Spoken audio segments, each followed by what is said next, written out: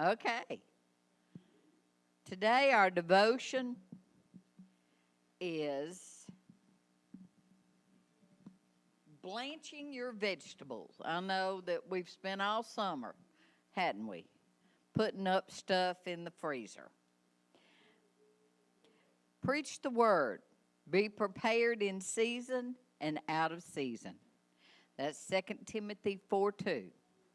You may think that in a small town, the worst thing one could be known of is a gossip. Maybe folks are still talking about that time you fell into the punch bowl at Sally Benson's baby shower. Perhaps you are sick of hearing about the time your child knocked over the Christmas tree in the downtown department store. Plenty of ways abound to embarrass oneself in a town where everybody knows everything and everybody else's business. In certain parts of the country, however, not blanching your vegetables will make you the topic of rocking chair gossip on porches all around town. Folks will begin questioning everything they thought they knew about you. Everyone knows that a woman who doesn't blanch her vegetables cannot be trusted. The blanching of vegetables prior to canning ensures full flavor and color in the future and enables them to survive storage. For instance, canned blanched vegetables taste fresh from the farm when added to a chicken casserole months later. Blanching prepares the vegetables for future use. Without this process, a cook runs the risk of limp, bland ingredients, and no one needs that. The preparation on the front end is essential.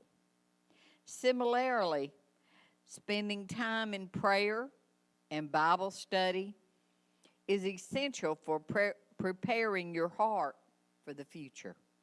Paul instructed Timothy to be prepared in season and out of season. In other words, he needed to be prepared in advance. Every believer must do the same.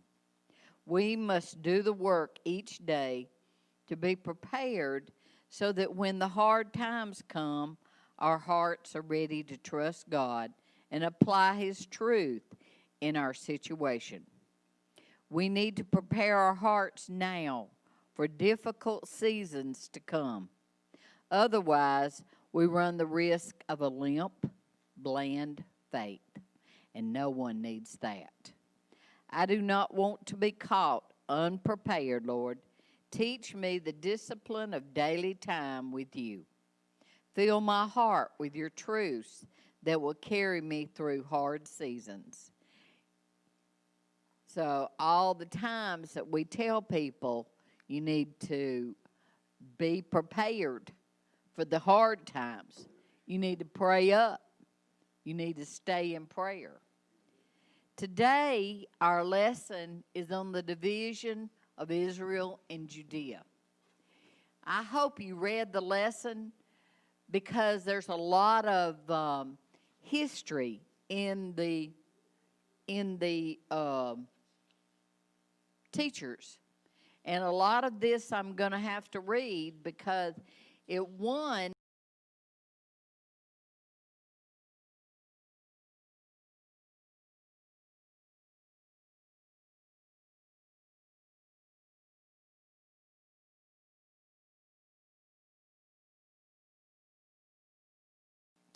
During this stage in Israel's history, the nation divides into two nation states. Israel in the north and Judea in the south. All the kings of Israel are evil, and there are a few exceptions in Judea. Although Israel has demanded a king in the previous era, the voice of the king is seldom as important as the voice of the prophet in this era, both godly and false prophets alike. And, you know, what is the sign of a true prophet? If his prophecy comes true. Sometimes we suffer consequences for our actions that are irreversible. You know, there's sometimes God will give us our will, even though it's not His, but He'll give us our way. May our study today direct us to seek the Lord's wisdom above all and in all things. All right, George. You want me to read? George, how about reading the, well, Lesson overview and go to text. yeah. Okay. This lesson covers the divine kingdom after the time of Solomon. This brief highlights of the key moment in history of those who played a significant role in them and a snapshot of both kingdoms' face. At every turn, leaders have decisions to make. Many fractions are vying for the attention of the rulers. At times, the godly prophet or official arise. Most often, we see the destruction result of hideous wickedness counsel. Witness this negation. Negative spirit may serve to motivate us to seek the Lord in our decision making. Rehoboam and Jeroboam divides the kingdom, and these kings got some names. The evil reign from Messiah, Melissa, is contrast with the reveal of Josiah. The Assyrian conquered Israel, and the Babylon captive began. Golden text is Psalms 1:1. Blessed is the man that walks not in the counsel of the ungodly, nor standing in the ways of sinners, nor sitting in the seat of the scornful. Okay. Irvine, you want to go ahead and read the evil counsel divides the kingdom.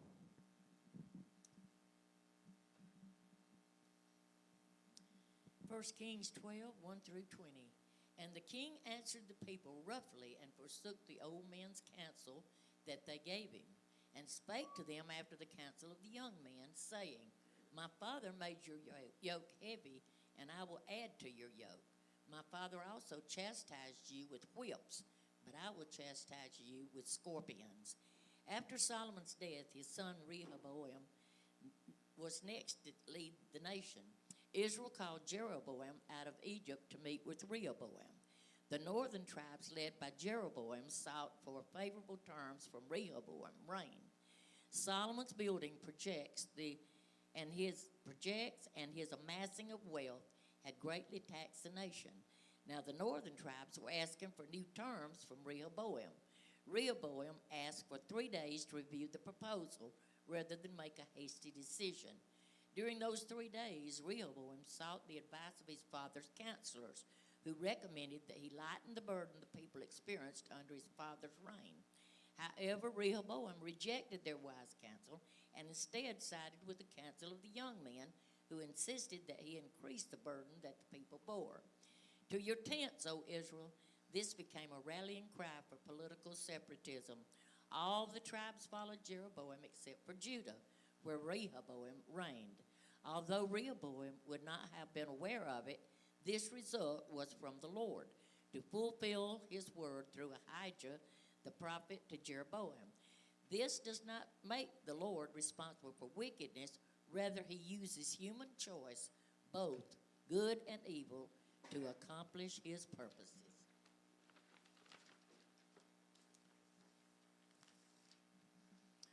Israel under Jeroboam would have lasting consequences that were felt throughout the history of the northern kingdom.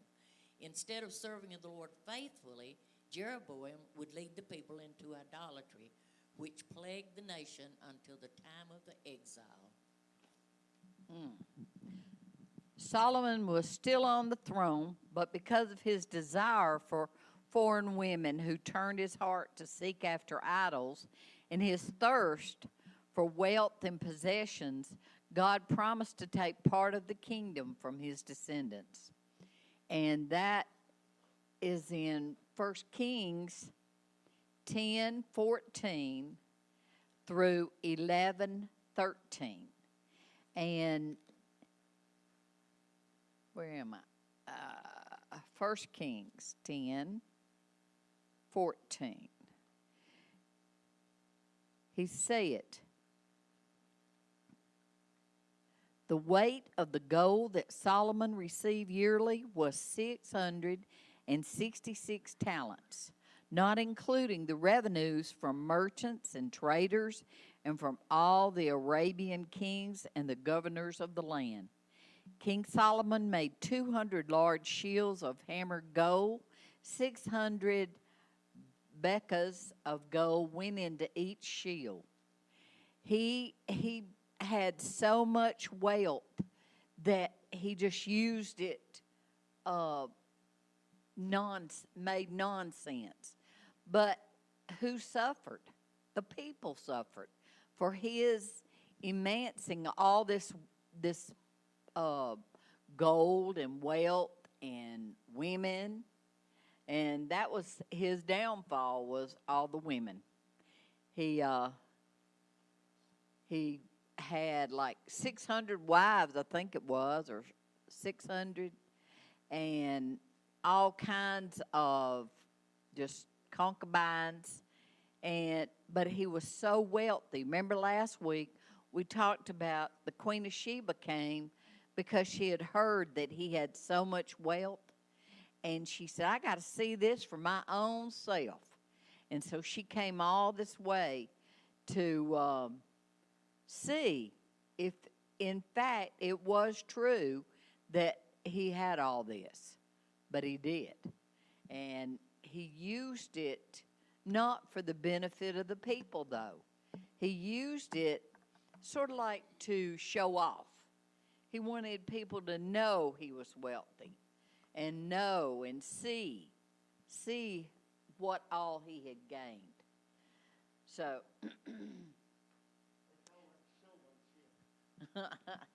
yeah, it's bragging to me. The prophet Ahijah was sent to Jeroboam to tell him he would be king over the 10 northern tribes of Israel. Solomon found out and sought to kill Jeroboam, who fled to Egypt. Solomon's building projects and his amassing of wealth had greatly taxed the nation. If you think about it, all these people, they were just working towards the end of Solomon's reign. They were for his benefit, for his amassing all this wealth. Under Solomon, the northern tribes often suffered great losses. Rehoboam asked for 3 days so that he could look over this proposal that they had offered him. So he went to the old men, and they offered him the advice, but he didn't want to take that. He wanted to do what he wanted to do. And so he went to the young men, and rather than show grace to his subordinates, they advised cruel intimidation. I don't know what that meant about the scorpions. I don't know. But you know, if these people had been intimidated and they had been abused for all these years just so they could make him look good, you know, what else can you do? They've been beat. They've been made to work hard. So the scorpions are what? A scorpion was something they added on to the end of a whip. It wasn't a bug. Okay. It was something that would cut into your skin and cause pain and suffering. Uh-huh. Worse than just the whip by itself. Uh-huh. Rehoboam answered the people roughly, a word only used a couple of times in the Hebrew Bible. It means hard, cruel, severe, or obstinate. David and Solomon had taken their toll on the nation by building an army, the temple, the palace, and the greater Jerusalem. Now Rehoboam promised to make things worse. Don't you know? They probably thought, well, how can it get any worse? Well, it is. This does not make the Lord responsible for wickedness. Rather, he uses human choice, both good and evil, to accomplish his purposes. To your tents, O Israel, this became the rally cry for political separateness. And one part was in Israel, the other part was in Judea. All the tribes followed Jeroboam except for Judea, where Rehoboam reigned. So you see this division.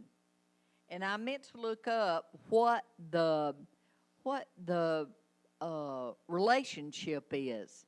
Since their names are so close, I'm wondering what they were brothers. That's what I thought, but I wasn't for sure. And I meant to look it up, and I forgot. Jeroboam would lead the people into idolatry. The voices of the prophets would increase during this period. They would deliver words of warning and judgment against the king and the nation due to their rampant disregard for the law of the Lord. So Israel's got to pay the price because of their idolatry. This was not the end, but the beginning of one of the darkest eras for the people of God under the old covenant.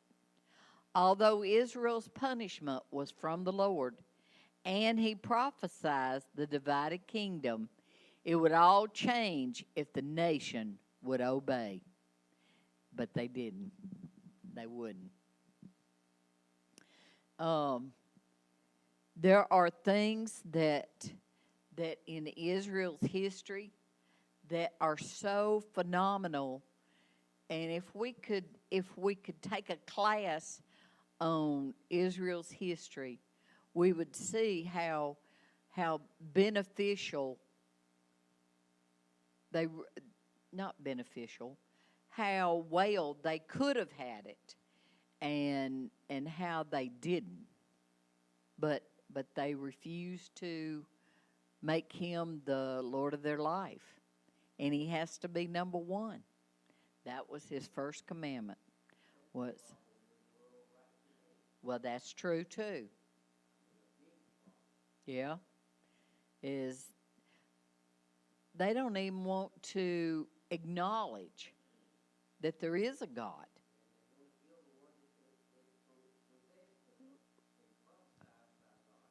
Right. I was riding down the road the other day, and there was, do y'all listen to Crawford? Well, the Crawford whatever. Huh?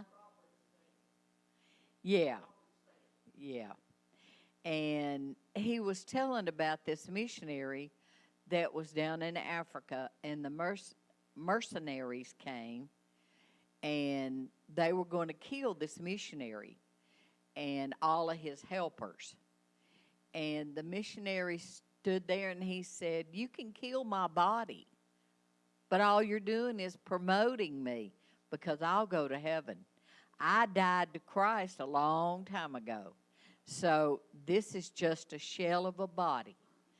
And it really makes you stop and think about all the people.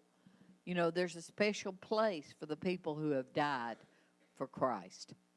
And we have to wonder, these missionaries that have been killed. And I think about the little girl in Columbine. There has to be a special reward for those people who have stood up and said, "Hey, I am a Christian. I believe in God." Yes, sir.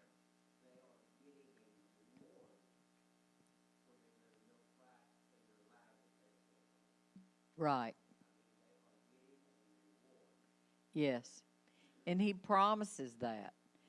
It's a promise in the Bible that the people who sacrifice for his sake.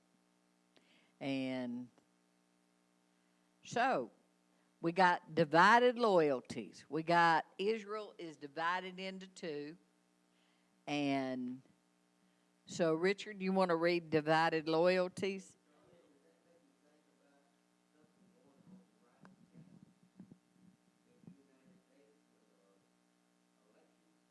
Oh yeah, oh yeah. All over the world. This is not. This is not Antiva and Black Lives Matter and all that. That's not anything political, really. That has to do with evil, just plain and simple evil. And we see that evil sweeping over the United States.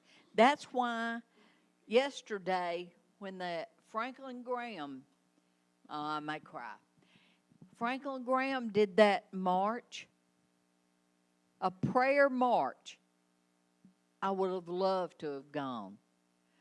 But I turned it on and was watching it, and all the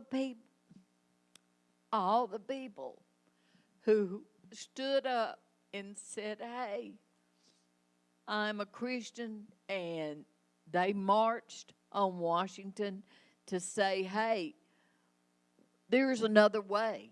There is another way for you to live, for you to have peace in your life. You don't have to live like this. But also to pray for this country. We are in a precarious position that we have never been in before. Mike Pence, he gave a wonderful speech yesterday. He honored the president, but he also honored God in everything that he said. And I was so proud that he could stand there and do that. Because our president has suffered, and so has his family. For 4 years, they have made him suffer. And if people were not praying for him, I don't know where he'd be. Probably in an insane asylum. But people have lifted him up and encouraged him and prayed for him. All right, I'll shut up. Okay, divided loyalties, Richard. Manasseh was 12 years old when he began to reign, and reigned for 55 years in Jerusalem. And his mother's name was Hephzibah, and he did that which was evil in the sight of the Lord, after the abominations of the heathen, whom the Lord cast out before the children of Israel. And like unto him was there no king before him, that turned to the Lord with all his heart, and with all his soul, and with all his might, according to all the law of Moses. Neither after him arose any like him. Manasseh's mother was Hephzibah, and his father was Hezekiah, who was a faithful light in the line of Judean kings. Manasseh became king around the age of 12, serving as king along with his father. They were co-regents until the death of Hezekiah, when Manasseh was 22 years of age. The delight of the Lord rested on his mother and father, but Manasseh now faced the Lord's disgust as he participated in the abomination of the heathens. These abominations were the same ones that the Canaanites committed before God cast them out, a stark reminder that foreshadowed the Babylonian captivity. These abominations included ritual sins like idolatry, eating uncleansed foods, and mixed marriages. As a result, God predicted the coming Assyrian captivity. Manasseh's son Josiah became king at 8 years old.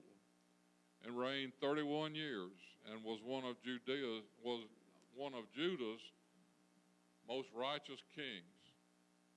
In the 18th year of his rule, Josiah sent an offering to rebuild the temple.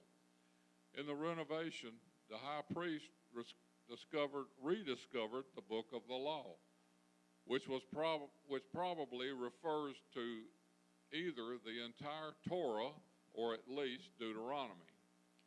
Hilkiah, the high priest, read it to Josiah, and Josiah rent his clothes as a sign of a repentance, sent the priest to consult the prophetess Huldah, and received word that Judah would be destroyed, but not in his lifetime. Instead, the remaining inactive and grateful that he would not experience the Lord's judgment, the word of future destruction moved Josiah to action. Josiah set out to renew the covenant with the Lord and to abolish idolatry from the land.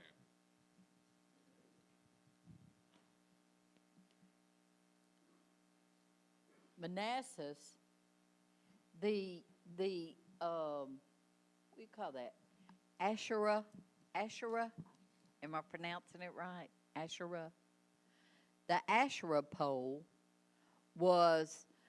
they lifted it up so that people could honor her. She was the god of fertility and the mother of Baal. So they lifted her up, and he put this in the temple. Can you imagine? Can you imagine the temple where the people went to honor God? Now they're seeing this fertility god up there. So he did evil in the eyes of the Lord, following the detestable practices of the nation the Lord had driven out before the Israelites. He rebuilt the high places his father Hezekiah had destroyed. He also erected altars to Baal and made an Asherah pole, as Ahab, the king of Israel, had done. He bowed down to all the starry host and worshiped them. He built altars in the temple of the Lord, of which the Lord had said, in Jerusalem, I will put my name. In both courts of the temple of the Lord, he built altars to all the starry host. He sacrificed his own son. He had his own son sacrificed in the fire, practiced sorcery and divination, and consulted mediums and spiritualists. He did much evil in the eyes of the Lord, provoking him to anger. So Manasseh probably was the worst king that they had, I would think. Manasseh's name means causing to forget, or one who forgets. He lived up to his name by forgetting all his father had done to serve the Lord. I guess there's a lot of children nowadays that see their parents that serve the Lord, and they walk away and they go another way. But they'll be back, because the Lord says, my word will not go void. So we just have to keep on sharing the word. The false religion Manasseh led the people to engage in was the Assyrian religion. Manasseh set up an Asherah pole and an Assyrian cultic center in the temple.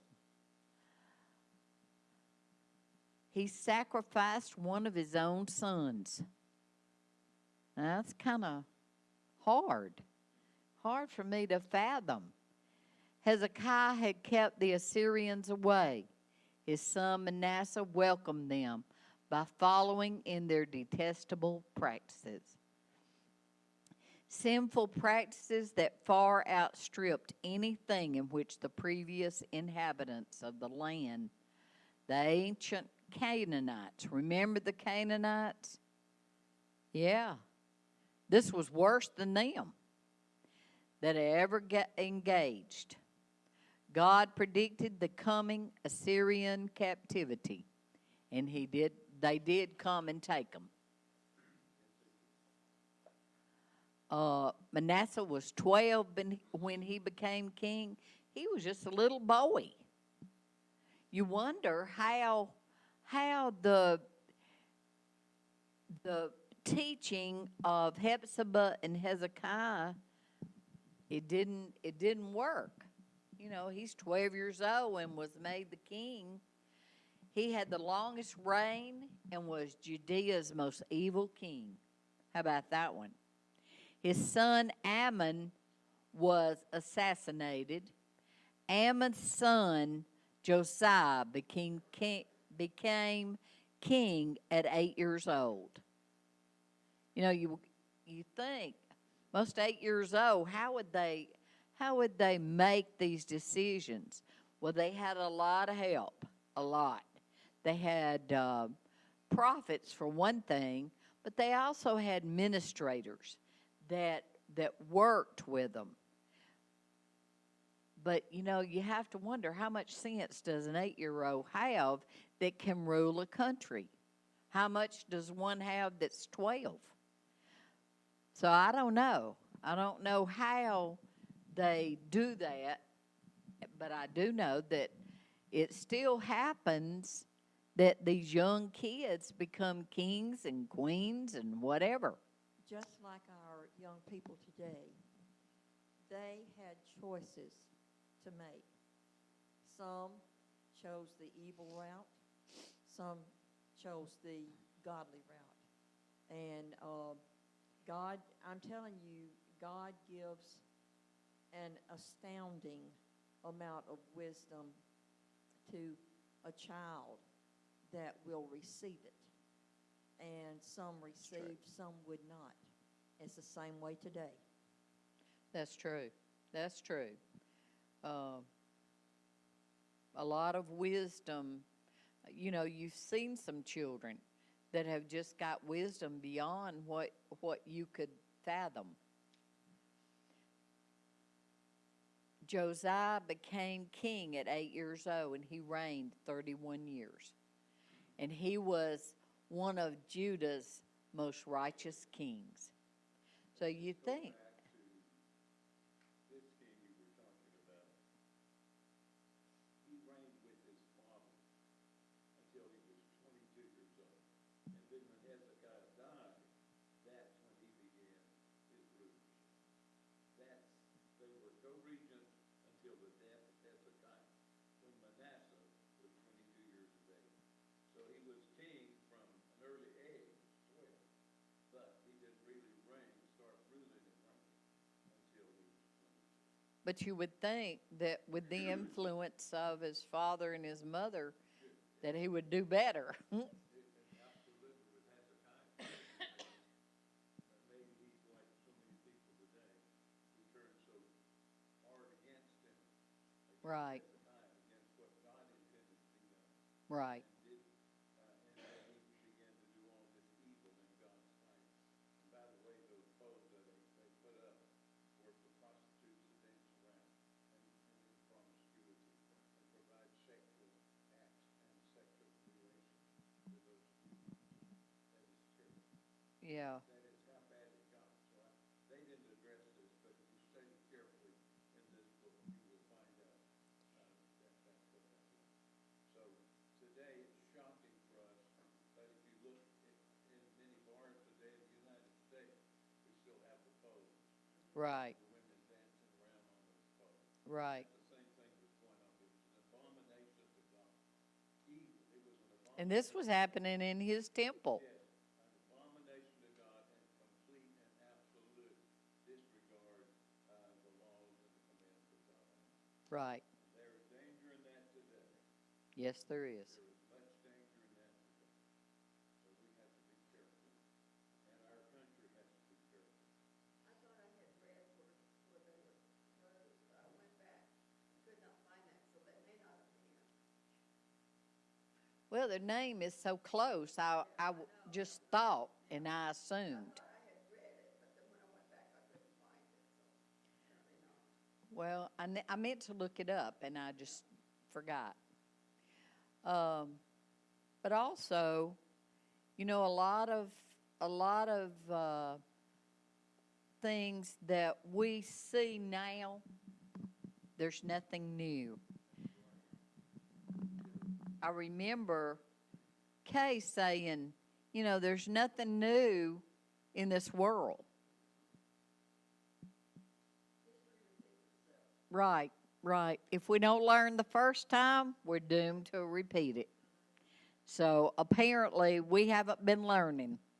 We haven't been open and learning things like we should have. Josiah's name means whom the Lord heals. The Lord would use this man, a mere boy at the time of his coronation, to bring healing to Judea. But first, his own heart needed to be healed. And he got that from them reading the Torah. There are two constant comparisons made between the kings of Israel and the kings of Judah. The kings of Israel are constantly compared to Jeroboam.